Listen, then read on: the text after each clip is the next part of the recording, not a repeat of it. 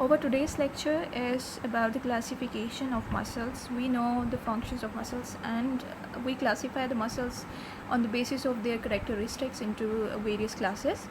So starting from the first class, which is according to the structure. On the basis of structure, we classify the muscles into three groups, which are striated muscles or skeletal muscles, smooth muscles, and the cardiac muscles. And they all have different characteristics. We know that skeletal muscles are multinucleated and they have striations due to the dark and light bands, while the smooth muscles are called smooth because they do not have the striations, and the cardiac muscles have the characteristics in between these two muscles. So the first class is striated or the skeletal muscle. Just remember that the skeletal muscles, all skeletal muscles are not voluntary. Involuntary and skeletal muscles, you should know that they have different characteristics. All skeletal muscles do not show the voluntary movements. They can be involuntary. It is composed of long cylindrical multinucleated contractile cells which show rapid and unsustained contraction and are under the control of the somatic nervous system. Somatic nervous system, we have discussed about it earlier. We know that somatic nervous system is a part of your peripheral nervous system and it controls all of your movements related to the joints and related to the skeletal muscles which are under your control. These cells show the dark and light bands under the light microscope. These bands are responsible for the striated appearance of skeletal muscles. Location-wise, muscles, those muscles that are attached to the long bones, diaphragm, tongue muscles. Diaphragm is the muscle of your respiration, and this is not under your control. Hence, proven that all those muscles which are not under your control can be skeletal. Tongue muscles, most of the muscles of the eyeball, muscles of facial expression, muscles of pharynx and upper third of esophagus. Muscles of pharynx and upper third of esophagus, although they show the characteristics of the skeletal muscles, but these are also not under your control. Muscles of middle ear. Next class we have a smooth muscle. It is composed of long spindle-shaped contractile cells which show slow and sustained contraction and are under the control of autonomic nervous system.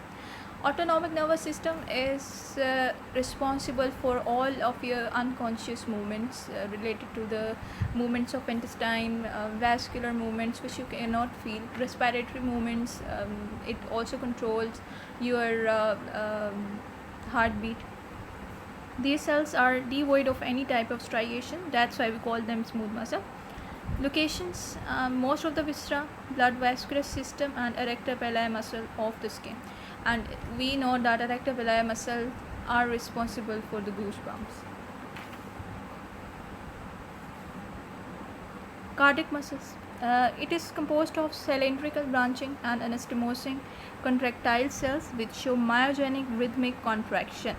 Now this is the point which needs to be discussed. Myogenic rhythmic contraction means that your cardiac muscles are not under the control of your brain, that it has an independent nerve initiation characteristic, and we know that the heart has SA node and AV node which initiate the rhythmic contraction, which are responsible for the electrical conductivity of the heart. So by the myogenic rhythmic contraction, I mean that though the brain can increase the rate or the process of this myogenic contraction, but it is not under the control of the brain. Microscopically, they show striations, a feature of skeletal muscle, and a single central nucleus, a feature of the smooth muscle. So these muscles show the characteristics between the skeletal and smooth muscles. Thus, the cardiac muscle cells show characteristics in between skeletal and smooth muscle. Due to their unique mode of contraction, and structure, they are grouped as a separate entity. Location wise, they are present in the myocardium, which is the layer of your heart, and in this layer you can find the cardiac muscles and the walls of the great veins near the entrance into the heart. Okay, so this is a diagram showing the various types of muscles on the basis of their structure, and we know that in the intestine we have the involuntary muscles which are not under over control, and these are the smooth muscle cells without striations and have the central nucleus cell. The cardiac muscles are showing the characteristics between the smooth and skeletal muscles. They have a central appearing nucleus and striations like skeletal muscles, but these are anastomosing. You can see the muscles anastomosing with each other, and on the end you can see the striated muscles which have striations. According to the function, we divide them into the three groups. The first group is voluntary. These are those muscles whose contraction is under the control of our will. For example, we can move our hand whenever we like. We can produce wrinkles over the face, and they form about 43% of body weight and are engines or the motors of the body, because these are responsible for your body movements. Examples are all skeletal muscles except pharynx, larynx, upper part of esophagus, because these are the involuntary muscles which are not under your control. They do show the characteristics of the skeletal muscles, but they are not voluntary muscles. Smooth muscles of ciliary body, which are concerned with the accommodation, because focus of the eye can be changes by effort of the will. Ciliary body related to the eye, we can increase or decrease the size or shape of our eye, but they show the characteristics of smooth muscles. Involuntary muscles, these are those muscles whose contraction is automatic, not under the control and regulated by the autonomic nervous system, which we have already discussed. That autonomic nervous system is responsible for all of your unconscious movements, like heart rate, respiratory movements, and also those related to the gut movements. For example, our intestines are moving without our desire. Further examples include all smooth muscles, skeletal muscles of larynx, pharynx, and upper part of esophagus. Cardiac muscle, it is a unique muscle in the body in which the control of contraction is inherent myogenic activity. We have already discussed about it, that it is not under the control of your brain. The heart has its independent activity. It should be remembered that autonomic nervous system is not controlling the activity of the heart. However, it takes part in the modification of the activity. The heart starts beating in the 3rd week of intrauterine life. Due to this reason, cardiac muscle is grouped separately according to the function. Examples include myocardium of the heart and the great vessels that are entering into the heart. According to the developmentally, the muscles are of two types: A, mesodermal muscles; B, ectodermal muscles. Mesodermal and ectodermal, when I'm talking about it, what do I mean?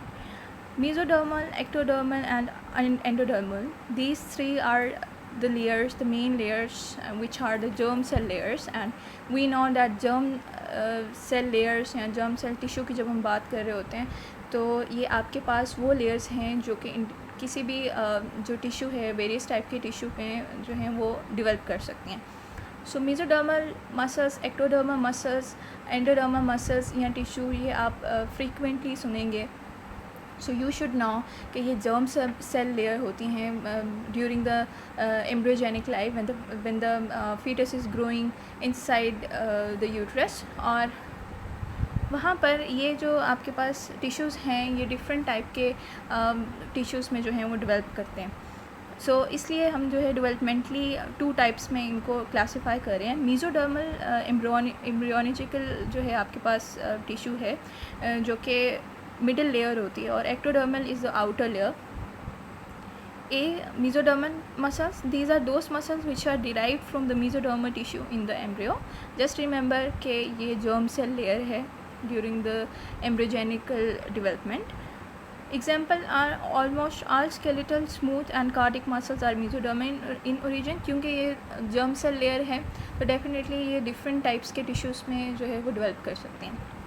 तो जो आपके पास mesodermal tissue है ये develop करेगा into the skeletal, smooth and cardiac muscles. Ectodermal muscles, on the other hand, these are those muscles which are derived from the embryogenic ectoderm by differentiation. Examples are the smooth muscles of the iris, erector pili muscle, myoepithelial cells associated with certain glands of the body, for example, sweat glands. So this is a diagram which is showing the 3 embryogenical layers: endoderm, which is the innermost layer, mesodermal, which is the middle layer, and ectodermal, which is the external layer. You can see that various types of tissues are developing from these layers. Germ cell layers हैं तो ये different tissue में जो है वो develop कर सकते हैं. Endodermal, you can see lung cells, thyroid cells and digestive cells are developing from the endodermal layer.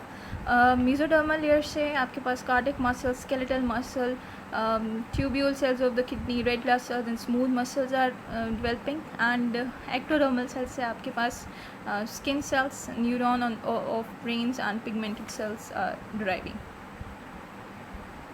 According to the phylogenetic history, now what does phylogenetic means?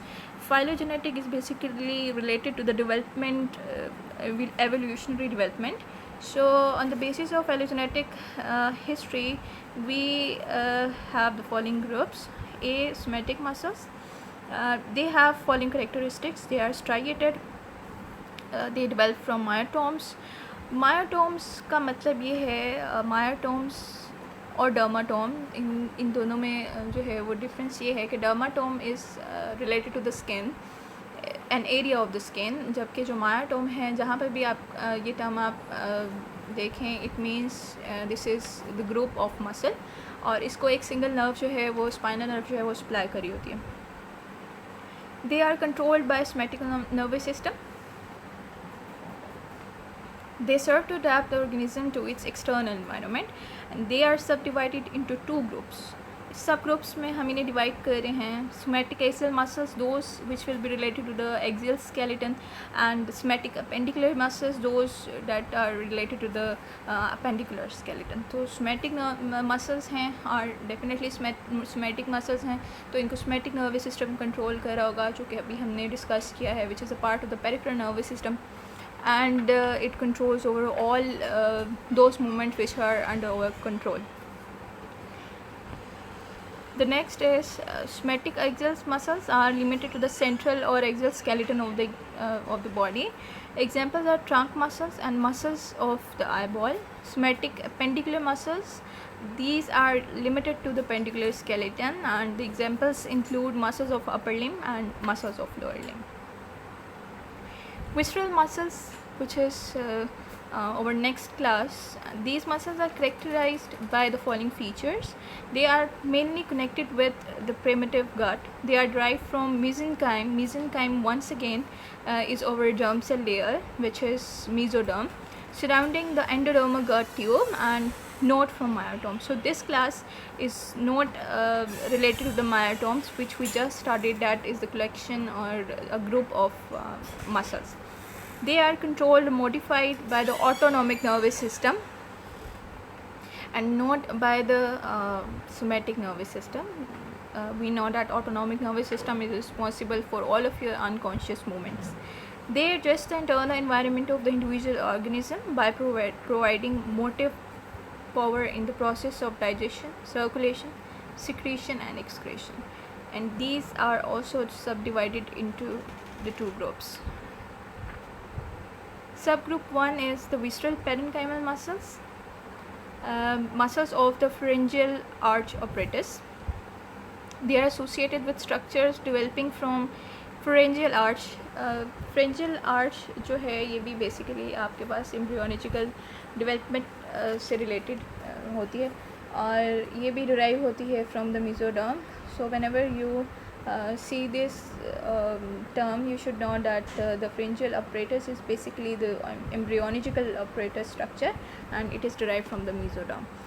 Example include middle ear, and these are striated in appearance. Further examples are muscles of mastication, which are helping in chewing, tensor tympani, and stapedius muscles of your ear.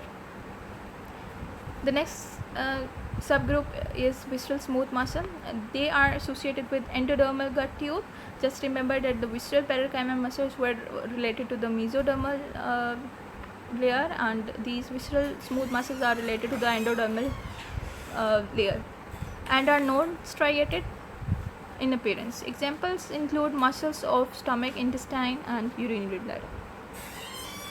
So this diagram is just to show the pharyngeal arches. You don't need to remember the names or anything. This is the embryological development, and during the embryological development you can see different arches, and from here various structures can be developed. So that's all for today, and thank you.